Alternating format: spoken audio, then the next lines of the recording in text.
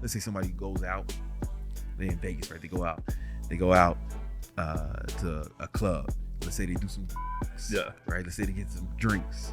Or say they have somebody they just meet one night stand, right? All these things are gonna really spike your dopamine high. The next day you're gonna be out of dopamine. Your body's gonna have to take time to replenish it. Right. And that's why you see some of the people I know who are the most unhappy are the people who are like go out you need dopamine to drive to attack your goals. And if you're wasting it all on like cheap thrills, then even if it's like social media or stuff like that, then it's like you don't have enough to deploy against your goals. And I love that, man. Yes.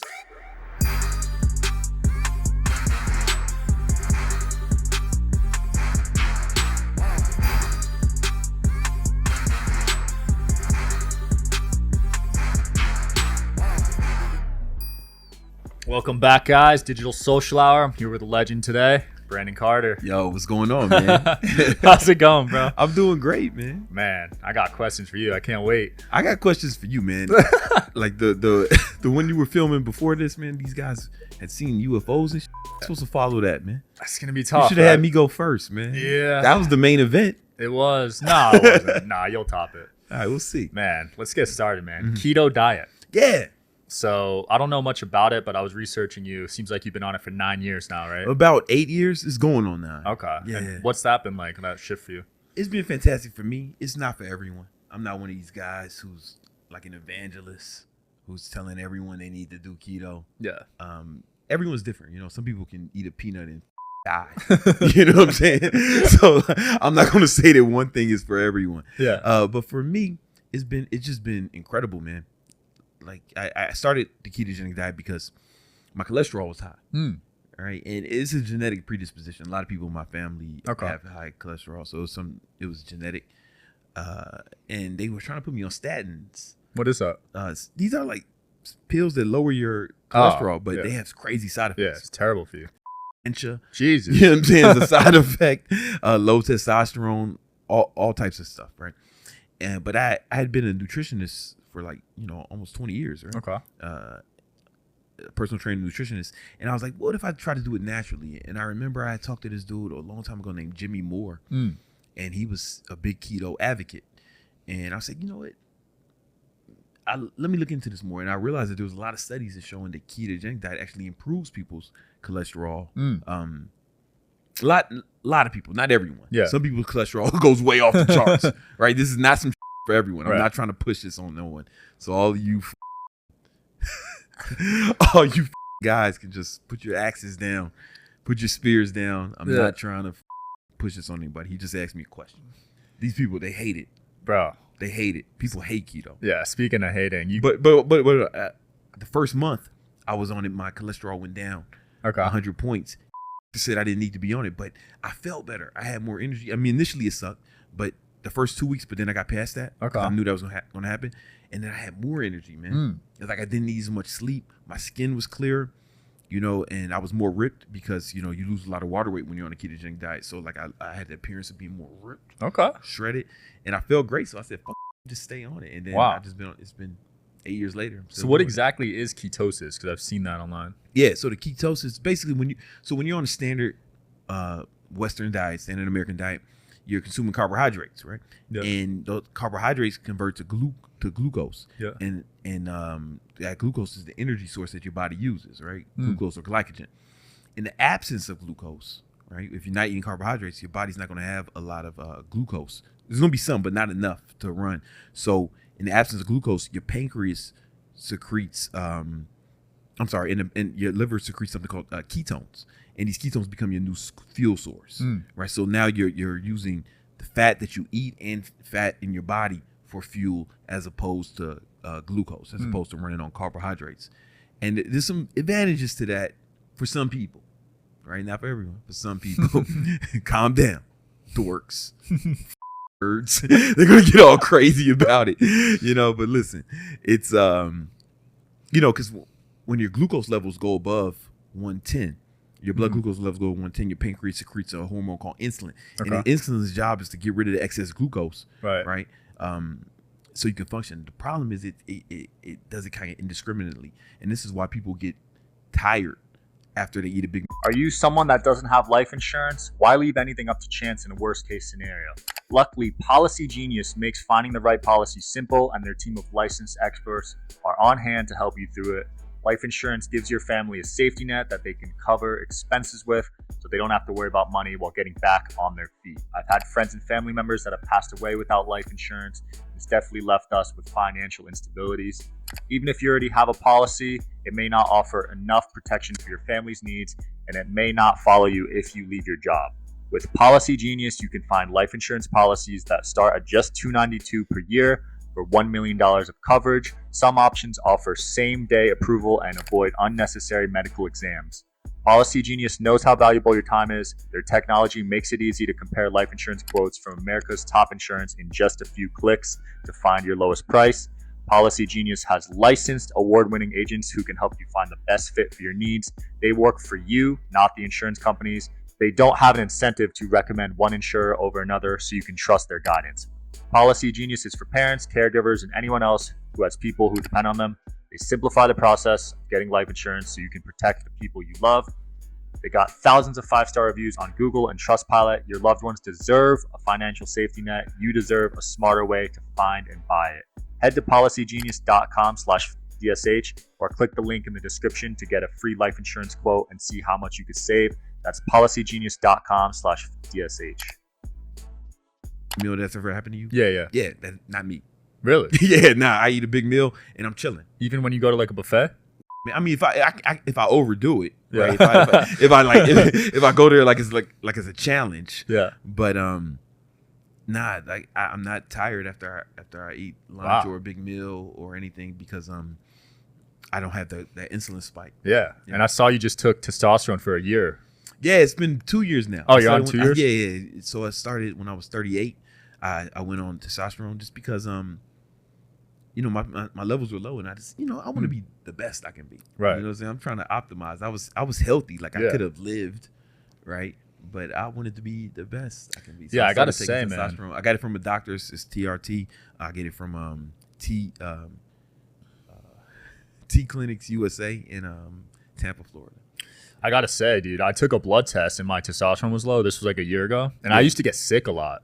So I was like, all right, let me raise this. Yeah. I haven't been sick since. Yeah. Like one time, just from having good testosterone. Yeah, I haven't been sick in 6 years. Yeah, it's crazy. When everybody was getting, I don't know if you can say it on the C. Yeah. In New York, I was walking around like I am legend. Like I ain't getting nothing. My girlfriend had this shit 3 times. You never got it? Never got. I was kissing her in the mouth, eating off her plate, having unprotected sex with her. And I didn't catch it once. I didn't even test positive. The only time I test positive, my son had it. He's 5, and he sneezed in my mouth. I was laughing at something he did, and he sneezed in my mouth. And I didn't even know I had it, but his mom tested him. He tested positive. I was asymptomatic. But Okay. I tested positive, but I was asymptomatic. Yeah. That's after the 4th close encounter. How did he? I got a question. How did he sneeze in your mouth?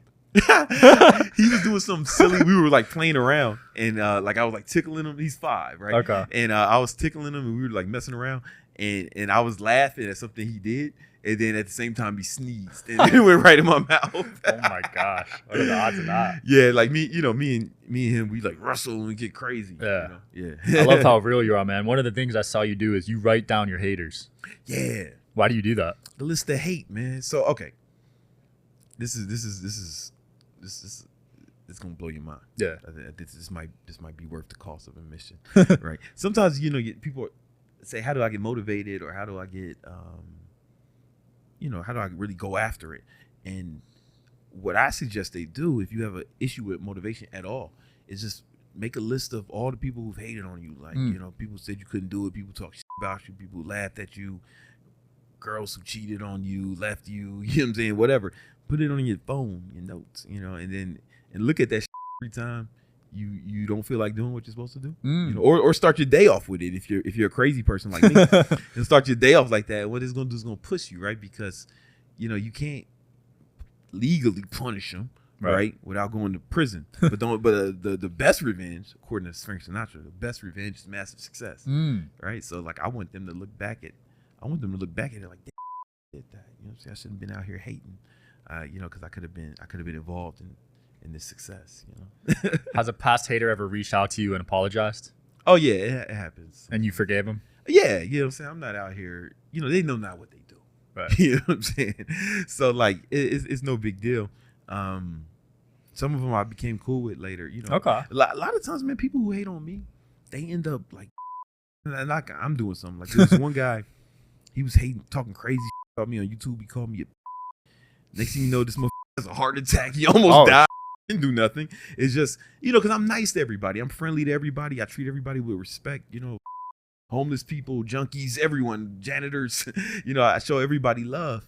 And if you hating on me, it's probably just a reflection of like a lot of like wild going on. Yeah, it's always projection. Yeah, it's projection, right? So it's, that negative energy, that negativity is gonna have ramifications. It's gonna manifest itself in other ways. Sometimes it's health. Sometimes it's just, you can't. I never met a successful hater, Yeah. But the list of hate, what it does is it takes this negative energy and transmutes it, and now you use it to deploy against your goals. So so it makes you invincible. Right. Because in like this thing that was negative, somebody hating on you, you turn it into positive by using it to propel you towards your goals. Yeah, that's a methodology. So you don't let it get to your head, the haters on social media. Oh no, it's like I said, I'm invincible, right? So it's like it makes it like, oh man, it's all right. I feel that. Well, I'm gonna give him something to hate on. Yeah. It motivates me. It gets me excited. Why do you recommend people have 5 bank accounts? Oh man, because so my dad is a funny story. Well, it's not a funny story. It's not funny at all. So I grew up kind of like poor on the south side of Chicago. And my dad, he lived with us, but I didn't see him a lot because he was out grinding, trying to build his business. But he didn't make a lot of money. Okay. Excuse me. And then I got sent away to military school because I got in, a little bit of trouble, and for high school. But when I was in high school, that's when it started taking off. I'm like 15. So this is like, 16, 17 years of him grinding at the same thing. Finally started working in like 15 years later. And by the time I graduated from high school, he was making $3 million a year. Damn. He had an insurance claim business, but he was focusing on the sales. Yeah. And he hired people to do all the other stuff, and he did the sales. And adjusted for inflation, that's $8 million a year. Yeah. In today's money. Damn. Okay, sounds great. I didn't experience any of it because remember, I was going away at military school. Then I went to college. Okay. By the time I graduated from college, he had lost all the money. He was broke. So I kind of like missed the whole boat. What happened? Right. He just, it's weird. Making money and managing money are two different skill sets. Right. Right. And sometimes, like a lot of times, people will become successful, and they stop doing the things that got them successful. Right. They start indulging in their success, the fruits of their labor. So they start, whether it's nightlife, alcohol, gambling. He didn't have a problem with that. His main problem was gambling and just being. It seemed like he was out a lot. Like he was just indulging. Gambling's a big problem. Yeah. Yeah. I mean, we're in Vegas, so I already know. And he just started indulging. He took his foot off. He took his eyes off the prize. Right. And he was broke. And then he committed. In 07, so a few years after he went broke, he committed suicide. Man. Yeah. So like it's like but I saw him come up. And I didn't experience anyone, but by the time we were back to basics, back to like basically all I knew was poverty. And but the 5 bank account strategy, I call it MBA accounting. So you have one bank account where all your money, all your income sources, you deposit in here. You don't have no debit card associated, no automatic payments, nothing. It's just to collect the money. Okay. Right. And then on whatever interval that you feel like is appropriate, you could do it every day if you want, or you can do it every week. You take percentages and put it in each bank account, right? So you put 50% into what I call the war chest, and this is money that you use only to make more money, like investments, right? So you're basically saving and or investing 50% of your money, right? If you do that, you can never go broke, like my dad, right? And then you live off 30% of your income. This is what I do. This is what I suggest, and I teach my students, right? You live off 33% of your income. People are like, oh, I can't do that. You got to make more money, man. It's time to get to work. Time to get to work, baby. And you're living off 30% of your income, right? How can you go broke? You can't, and then you divide the other in accounts into one for taxes, right? Well, it depends on your state and whatever your tax bracket is, and the other one for, and then the rest for. I take 5% of my income and I buy like jewelry, designer clothes, you know what I'm saying? Fun money, watches, you know what I'm saying? Like fuck shit, but it's only 5% of my income. It's nothing. Yeah, exactly. You can never go broke doing that. I call it MBA accounting. Never broke again. How did you learn that? I kind of developed it. It was based off I read a book and I met the author. It's a book called Profit First. Because the first year I made $1 million, I looked at my bank account and I was like, the money. And then I read Profit First. I was like, oh, I need to change it. So it's based off his protocol, but I altered it a little bit for me, you know. Nice. And people can alter mine if they want to, or you can read the book and could go straight to the source material. Speaking of books, I love your book strategy. You read 2 books a week for the past 10 years. Yeah. I mean, honestly, it's probably been longer than that. Jesus, that's so much knowledge. But I like how you do it while you're working out, right? Yeah. So one thing I do is I get the Kindle. If you got an iPad, you get the iPad or iPhone to do it too. You get the Kindle app, right? You get the Kindle app, and if you get the Kindle app, if you get the Kindle book and the audio book, it'll read the book to you. So you get Audible? Yeah, so you get both, right? So one thing I like to do is I'll, like, for example, reading the book. You see what I'm saying? It's like, what speed do you do? Top speed. So I do that while I'm working out. I'm doing cardio in the morning, but I also took a speed reading course when I was nice, like 22, 23, and that really upped my reading speed a lot. So I can read faster than that, but sometimes it's not while I'm working out. Right. So I like to read on the Kindle, or I have a book with me at all times. So like when most people are like searching social media, I'll just break the book out. Like I was shopping with my girl today, and I was like, all right, babe, you go do your thing. And I just broke out the book. You're always learning. I love it. Yeah, man, you got to come up. The more you learn, the more you sperm. The more you earn. You said sperm? Yeah, you know, same thing, man. Something on your mind. Man, that's over 100 books a year for over 10 years, dude. Yeah, man, you get some knowledge, man. You know, some knowledge. That's insane knowledge. Yeah. I mean, what's been the top like 5 or 10 books that changed your life?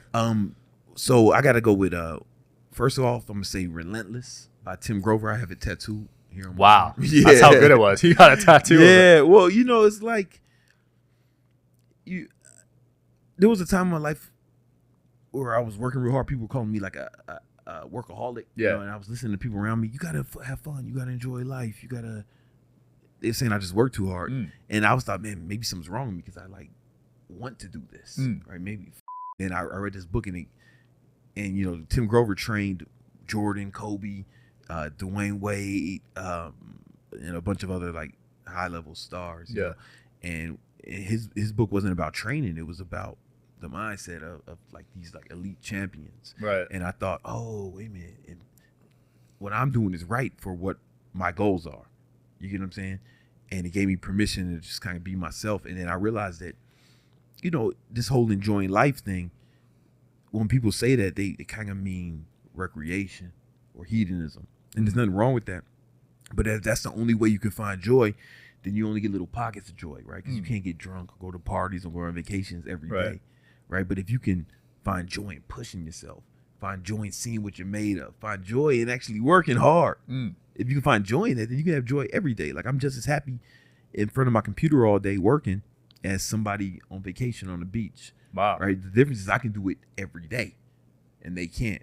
So, you know, it just gave me permission to embrace that. You know, and I made a lot more money as a result. That's dope. You know? Yeah. So I would say that book, Awaken the Giant Within, I read it when I was 17. That really, Tony Robbins. Yeah, that really changed my life, man. That dude's a beast. My main takeaway from that was state control, like learning how to control your emotions.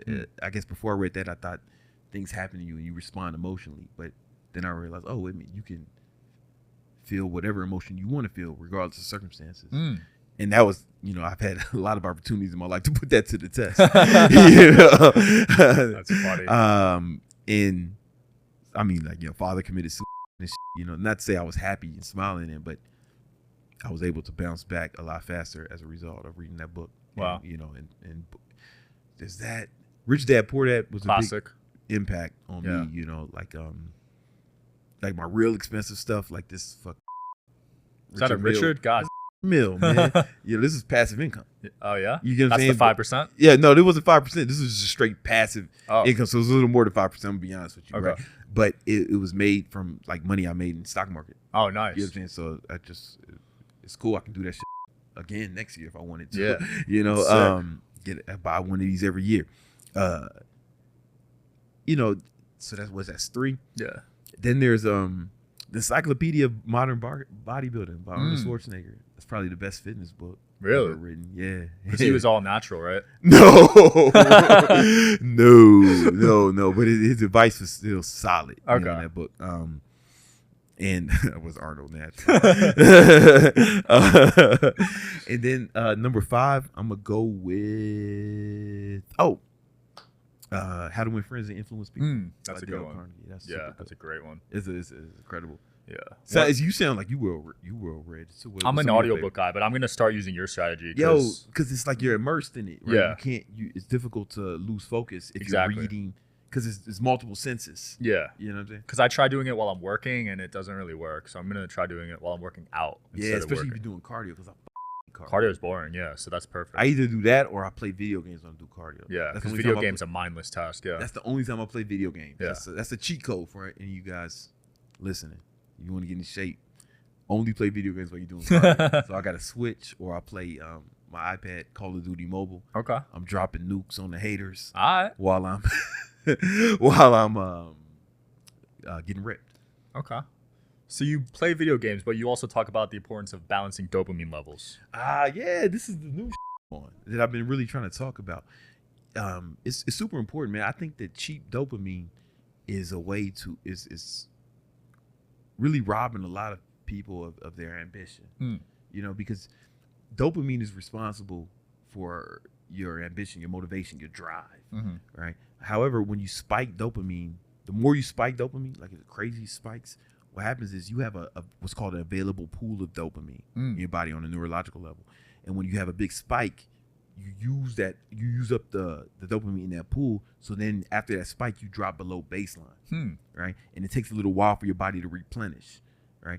So but if you're doing things like stacking dopamine spiking activities, like let's say somebody goes out, they're in Vegas, right? They go out to a club. Let's say they do some right. Let's say they get some drinks, or let's say they have sex with somebody they just meet, one night stand, right? All these things are going to really spike your dopamine high. The next day you're going to be out of dopamine. Your body's going to have to take time to replenish it, right? And that's why you see some of the people I know who are the most unhappy are the people who are like go out every night, who go out the most, right? You notice that, and it gets to the point where like that going out doesn't even make them happy because they don't have enough dopamine in their reserves to feel. Wow. You have to let it replenish. But what's more, the worst part about that is you need dopamine and drive to attack your goals. And if you're wasting it all on like cheap thrills, then even if it's just like social media or stuff like that, then it's like you don't have enough to deploy against your goals. And I love that, man. Yes. So I'm careful about how often I do cardio with it because after I learned this, right? But I hate cardio, so like I try to do something to make it more fun sometimes if I need it. But I'm careful about the amount. Wait, so cardio releases dopamine? I mean, if you like it, I can. I didn't know that because I love playing basketball, so I'm probably releasing. Basketball is dope, yeah, and that's cool. It's like the more natural the thing is, the better, right?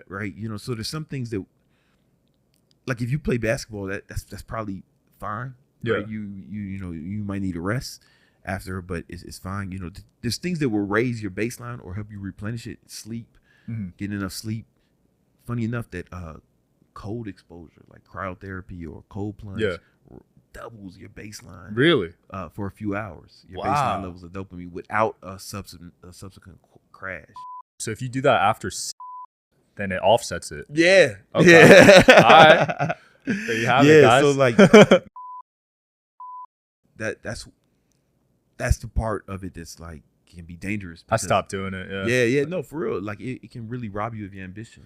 Yeah, people get addicted to it, and it's like terrible. They get depressed, honestly. Yeah, they get depressed because they're using up all their dopamine. All their of body it. doesn't have enough time to replenish it. Yeah, Yeah. that's so facts. Everyone I know that with hella girls, like they're honestly not that happy. They're not happy, man. And I know I lived that life. You Yeah. know, at one point in my life, and it gets boring, and it's an empty victory. You're spending all this time doing it, you know, chasing girls or like going out to meet girls or having a roster and, you know, all this time, energy. Such a waste of time. It's just an empty victory, you know, especially you can be deploying all that energy against some like a bigger goal. I think, man,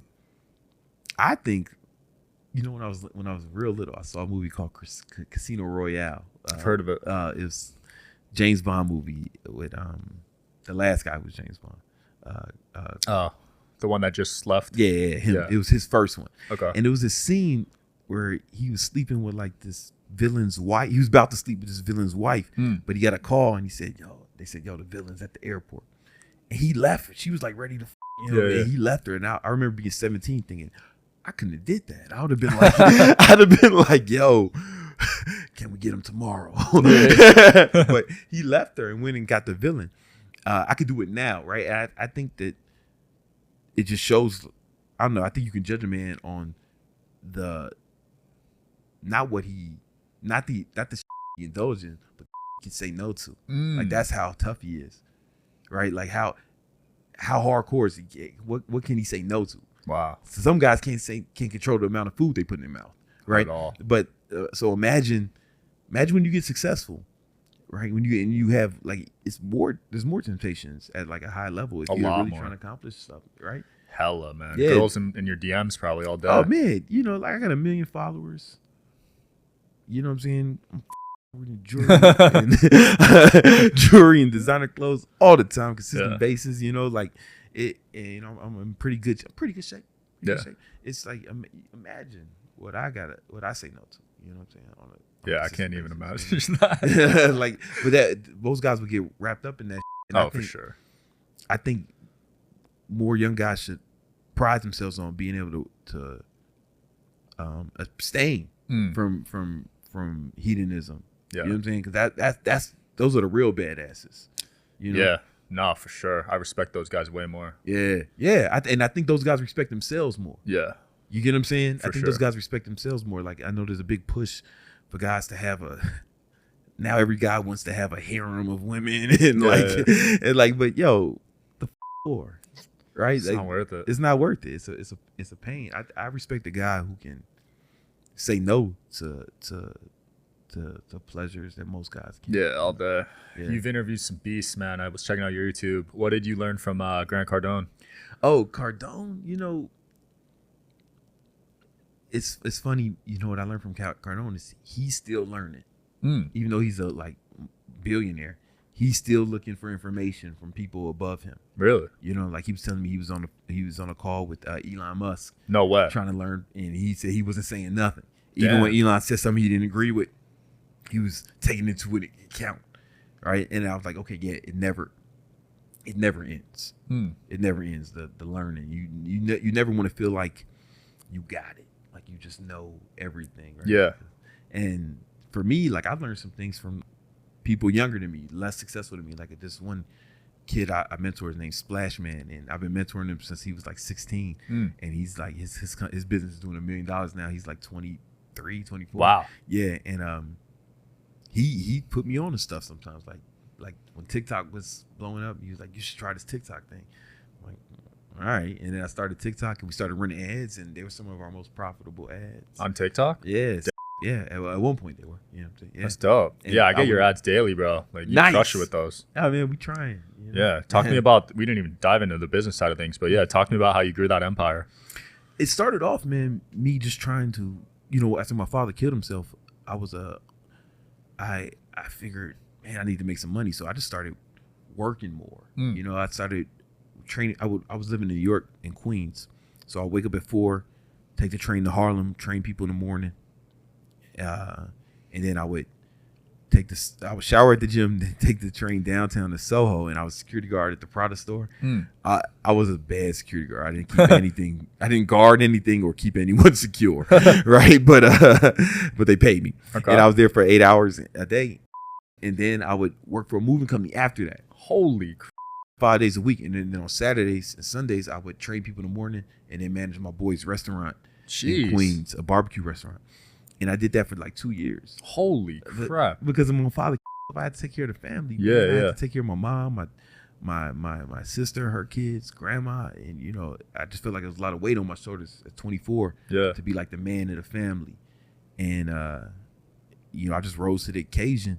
I just worked more. And I just worked, you know, this is 12, 14 hours a day, 7 days a week for 2 years. And it was I had a college degree. The reason I had to get those blue collar jobs is because it was during the economic recession. 08? Yeah, 07, 08. Bad timing. And it was people with master's degrees working at Starbucks. Like, yeah, I for real. remember that. It was seriously bad. You remember that? You look too young to I was in fourth grade. I remember it. But it was intense. But I made six figures both years. Okay. You know what I'm saying? Because just working. Just like that's something I'm trying to tell a lot of young people, right? Young guys, especially if you don't have a lot of kids, if you don't have a bunch of kids or something, just work more right now, especially in your 20s when you're young, work more, because that can really set you up. You know, there's 168 hours in every week. You should be working like 80 hours a week, man. It's because that's when you have the vigor and the energy to do so, and you don't have the responsibilities. You know, you don't have a bunch of kids. You just really focus, man. Go hard, stack money, and you can deploy that money against your goals, you know, really build something special. Love that, man. That's something because I wanted to go online after that. I was like, how do I take? I had the idea to take my business online, and I didn't know how to do it. So I had to I was in those first class of people who started online training. I don't say I invented it, but I was. You were early, pioneering class of online trainers, and because it didn't exist before for us. This was like 10 years ago, right? Yeah, like longer than that, man. It was like 09, 2010. You know, you were hella early, and that's when I started YouTube. Yeah, that's how I used YouTube to advertise it, and then I was able to build that up slowly into a 7-figure business. You know, and then I started managing a lot of other influencers. Like, so I would start running their business. And they would just make videos, but I would build their websites, run the ads, do the customer service, help them put together their programs. I would handle all the business stuff. I did that for a lot of different influencers. Smart. And then I got to the point where I didn't want to work with influencers anymore because they was like babies. They don't work as hard as you. Nah, they just wanted. A lot of these guys wanted to be famous instead of wanting to make money. Yeah, you know, I'd rather make money. Yeah, yeah. Because people can't give you. There's nothing wrong with making money. Like you can't make money. Actually, people have to give it to you, and the only way they give it to you in exchange for a product or service that they feel like is equal or greater value. Right. So you got to get value to make money. Right. So if you're not making money, you're not making value. You're not giving value. Exactly. Know? So anyway, they were more concerned about being famous, and it just felt like I was a babysitter a little bit. So I shut that part of the business down, and I started teaching people, other trainers, how to start their online fitness business. And that business kind of blew up because there was a lot of trainers who were like really excited to learn how to do this, because when you take your business online, you can actually train more people, charge them less, and a lot of times get better results than in-person trainers. Really? Well, the way we teach it, okay, you can't out-train a bad what? A bad person? Diet. You can't out-train a bad diet. Like, diet's the most important part. But an in-person trainer, they'll give you some tips. Yeah. But he's getting paid for the hour. Right. He's actually incentivized for you not. Oh, so he clocks out. Yeah, he clocks out, man. When he's only with you for an hour. Yeah. Right. What are you going to do the other 3 hours, right? You start eating nachos and cheese and cakes and candies. It doesn't matter what you did in the gym, right? So what I had to develop was a system where I can track my client's diet with them, so I can see in real time what they're eating every day. And it was like archaic initially, but now we have it kind of dialed in, and I teach that to my students, and they're able to help their clients with their diets remotely and monitor it every day to make sure they're hitting their macros, to make sure they're hitting their calories. Yeah. And as a result, they get way better results. So diet's like 80% of it. Oh man, it's way more important. Like I've trained people who were like obese. Yeah. And we didn't have them working out at all. Really? Well, because they're obese, man. What I'm telling them, run a mile if you weigh 300 pounds. Like seriously, you guys guy came in weighing 300 pounds. I'm like, hey man, run a mile today. Like it would fuck up his joints. Like it'd probably do more harm than good. Wow. So like the first thing we did was just put them on a diet, and they start losing weight fast. Then when they get to a weight where they can like manage it better, they start feeling better, have more energy. Then we start incorporating exercise. Wow. But diet's way more important. You know, Damn, like that's even nuts. for me, like right now, like I'm 40. Yeah. Right. And so like I've been doing this for like What is that? almost Scale? 15 years. Yeah, I keep a scale in my bag, a food scale. I weigh everything I eat. Are you serious? Yeah. So how do you go out to restaurants? I put it on the plate. No way. I put it out right on the restaurant. I was doing that shit in nice restaurants here. I was at No sushi way. Samba last night weighing the Are you serious? dead. But how much does it actually matter? Oh, I mean, listen. It's all math. Losing weight is math, right? Let's say you want to lose a pound a week. A pound of fat is 3,500 calories. Yeah. You got to burn 3,500 calories to burn a pound of fat. Okay. How much fat you want to lose, right? All you got to do is burn more calories than you consume each day, right? So if I burn an extra 500 calories every day, I'll lose a pound a week. Yeah. If I want to lose more than that, but how do you know? How do you know if you don't measure it? Like this is extreme. I do this. And I use this Oura ring to track how many calories I burn. Really? So I just do the math. How much do you burn a day right now? Right, I'll tell you right now how much I burn. My resting metabolic rate is 2,000. Okay. Which is high, right? Yeah, that's good. I can look at you and see you have a high metabolism. Yeah. You know, but I'm not guessing at all, right? You know, like the numbers, guys. Yeah, because life is just math. Today I burnt 2,400 calories. Yeah, you know what I'm saying? And I track it every day. Wow. And if I want to cut, I just make sure that I burn more than I consume. And it's just math. So you skip a lot of meals? I don't skip meals. Like I used to do intermittent fasting. I did it for like years, but when I went keto, I felt like I didn't need that. Because the food's so healthy. I just felt I felt good on keto. Man. But you don't need to do keto to get in good shape. Honestly, you just burn more calories you consume if you want to lose fat. Make sure you get enough protein, and I mean, you don't have to be as strict as me unless you want to look like me. You know what I'm saying? Like, so people before I went on testosterone, people were saying I'm on steroids. Yeah. But that's because they never met someone who tracked every meal, Right. who kept a scale on them at all times. So you weren't on steroids? No, I didn't start testosterone until I was 38. Wow. Yeah. I mean, I only weighed like 200 pounds. You know what I'm saying? It's not like I wasn't like bodybuilder size. Yeah. You know what I'm saying?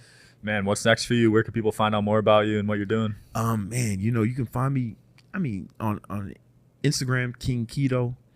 YouTube, you can search my name. It's the one with 1 million subscribers. Only 1 million. And I have a free course for people who want to learn how to make more money. It's legit free. Like there's no like funnel where I'm gonna get you to buy anything else. There's nothing you can buy, even in the course. It's legit free.